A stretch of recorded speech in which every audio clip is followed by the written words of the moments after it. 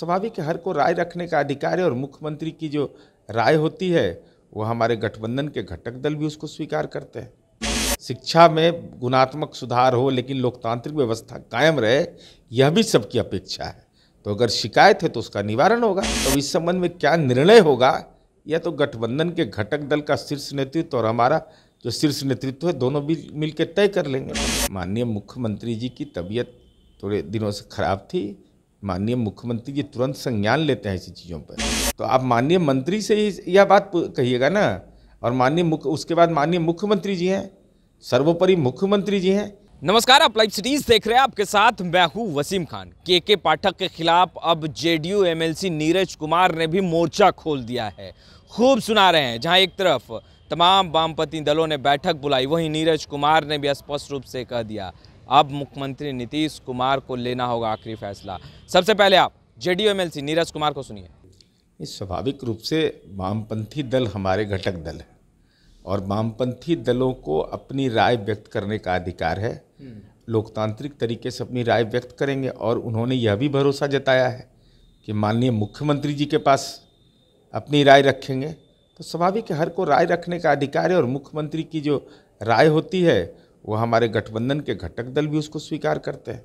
और वो तो कह रहे हैं इंडिया गठबंधन जो बना है उसके लिए सही नहीं है। 2024 चुनाव में इसका खामियाजा ये सारे निहितार्थ तो आदरणीय मुख्यमंत्री जी से जब वामपंथी दल के लोग मिलेंगे तो उनसे संवाद में सारी बात रखेंगे। इसमें कोई असहजता की स्थिति नहीं है। शिक्षा में सुधार महागठबंधन के हर घटक दल को चिंता है। शिक्षा में गुणात्मक सुधार हो लेकिन लोकतांत्रिक व्यवस्था कायम रहे, यह भी सबकी अपेक्षा है।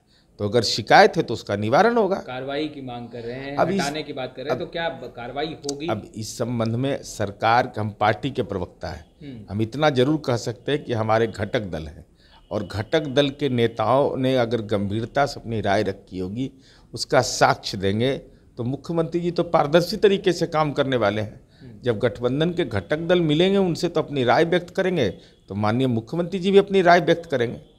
तो अब इस संबंध में क्या निर्णय होगा यह तो गठबंधन के घटक दल का शीर्ष नेतृत्व और हमारा जो शीर्ष नेतृत्व है दोनों भी मिलकर तय कर लेंगे। वाम दल तो कह रहे हैं ना कि मुख्यमंत्री नीतीश कुमार के देखरेख में वो फरमान जारी कर रहे हैं, आदेश जारी कर रहे हैं, चुप रहना सही नहीं। नहीं, माननीय मुख्यमंत्री जी की तबीयत थोड़े दिनों से खराब थी। माननीय मुख्यमंत्री जी तुरंत संज्ञान लेते हैं ऐसी चीज़ों पर। पूर्व में भी उनके कई आदेश हुए हैं जिसको निरस्त हुआ है। तो अभी तत्कालिक रूप से उनकी तबीयत खराब है और जिसके राजनीतिक रूप से अपमानित करने का काम भारतीय जनता पार्टी और उसका कुनबा कर रहा है, तो वो निहितार्थ थोड़े वामपंथी पार्टियों का है। उन्होंने अगर राय व्यक्त की है तो उस राय पर सरकार गौर करेगी। कई चीज़ है जिस पर आपने भी कहा कि सही नहीं निर्णय लिया गया है। एमएनसी का पेंशन रोकने में आपने कहा कि ये बिल्कुल। तो क्या जब मुख्यमंत्री नीतीश कुमार ठीक होंगे, जैसा कि आप कह रहे हैं कि उनकी तबीयत थोड़ी नासाज है, तो क्या उसके बाद संज्ञान लिया जाएगा? अभी वामपंथी पार्टी के महत्वपूर्ण हमारे घटक दल हैं।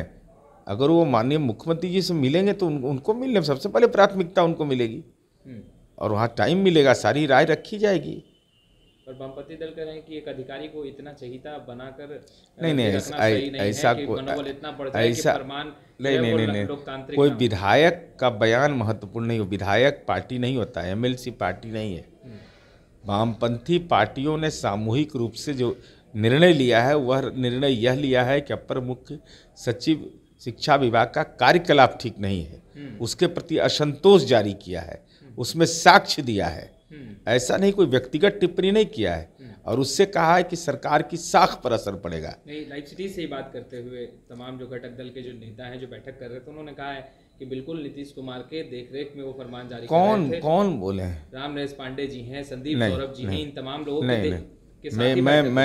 मैं इससे असहमत हूँ।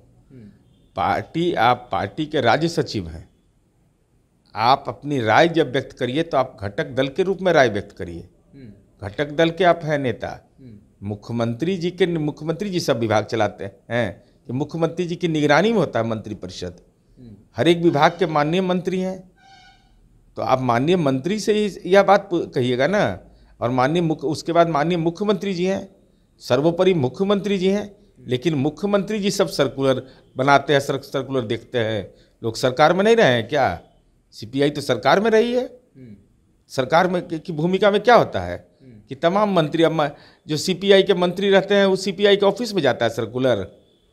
यह कौन सा तरीका है?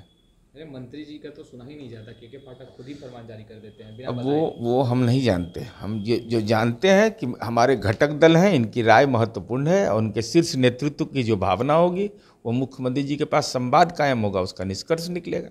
तो आपने सुना के पाठक के खिलाफ किस तरीके से गरज रहे हैं, बरस रहे हैं जेडीयू एमएलसी नीरज कुमार, और स्पष्ट कहते नजर आ रहे हैं अब आखिरी फैसला मुख्यमंत्री नीतीश कुमार को लेना होगा। खैर, इस वीडियो में इतना ही। आपका बहुत बहुत शुक्रिया।